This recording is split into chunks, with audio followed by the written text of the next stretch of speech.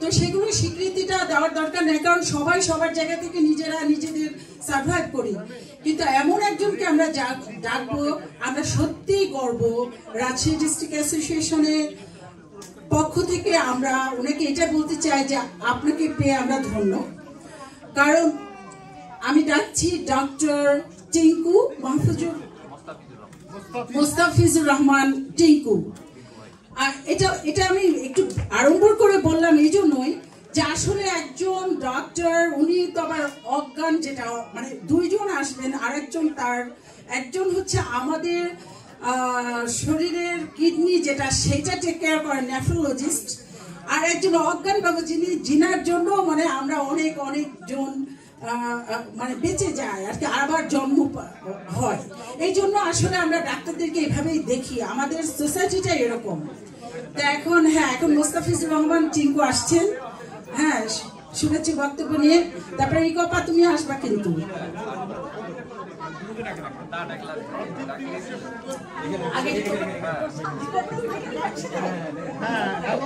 আচ্ছা, আমি রিকপাকেও ডেকে নিই একসাথে, তোমরা দুইজনে একসাথে আসো।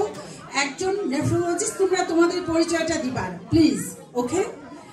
ওনারা রাজশাহী ডিস্ট্রিক্টের। আমি আবার একটু বেশি করে আরেকটু বলতে চাই, কারণ আমার বাড়ির কর্নারে একজনের বাসা আর আরেকজনের বাসা আমার বাড়ি থেকে কয় টাকা, 5 টাকা 10 টাকা রিক্সা ভাড়া। নাও।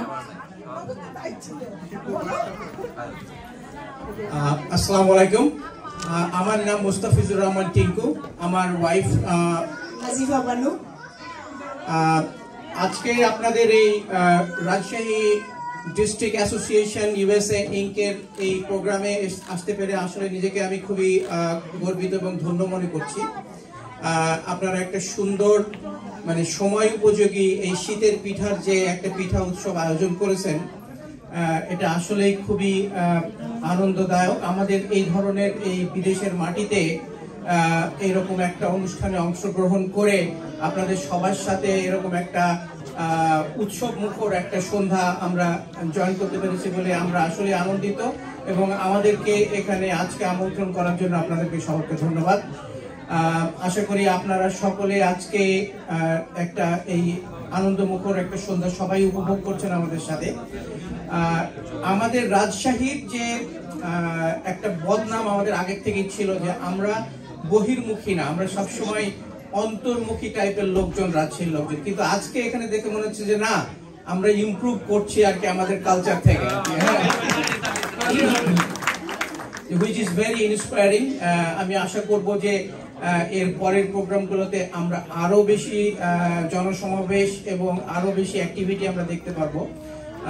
আমি আসলে মানে দুর্ভাগ্যবশত হয় বলেন আর যেভাবে কাজের চাপেই হোক, আমি হয়তো অতটা আপনাদের সাথে সব প্রোগ্রামগুলোতে আমি জয়েন করতে পারি না। আর আমি থাকিও একটু শহরের বাইরে, রকল্যান্ড কাউন্টিতে, যার জন্য হয়তো সবগুলো প্রোগ্রামে, কিন্তু আমি যখনই সুযোগ পাই আমাকে এই কমিটির সবাই, হিরো থেকে শুরু করে রানা আপা, সবাই আমাকে যোগাযোগ করে আসার জন্য, আমাকে জানাই পিকনিক থেকে সবকিছুতে। আমি চেষ্টা করি যখনই আমি সময় পাই এই মাটির টানে যে রাজশাহীর লোকজনের সাথে আমি একসাথে একটু সন্ধ্যা একটা দিন কাটাবো, এরকম আমি আসার চেষ্টা করি। এবং আমি আশা করব যে ভবিষ্যতেও আপনারা আরো বেশি সংগঠিত হয়ে, নতুন কমিটি আসতেছে, আমি তাদের কাছে আমি আশা রাখবো যে তারা আরো সংগঠিতভাবে নতুন প্রোগ্রাম উপস্থাপন করে আমাদেরকে আরো আনন্দ দান করবেন। এবং আপনাদের সকলকে আবারও ধন্যবাদ। আমার তুমি কিছু বলো? আসসালামু আলাইকুম, আমাদেরকে ডাকার জন্য অনেক ধন্যবাদ। আসলে অনেকগুলো পিকনিক অথবা রাজশাহী সমিতির বিভিন্ন অনুষ্ঠানে আমি কোনো সময় অ্যাটেন্ড করতে পারি না, কারণ আমি কাজ করি নিউ জার্সিতে। So most of the weekend আসলে খুব আনফর্চুনেট যে মুস্তাফিজ একাই আসে আর কি। তো আমি খুব হ্যাপি যে আজকে প্রোগ্রামে আসতে পেরেছি এবং এনজয় করছি। এগেন অনেক ধন্যবাদ আমাদেরকে ডাকার জন্য। Thank you.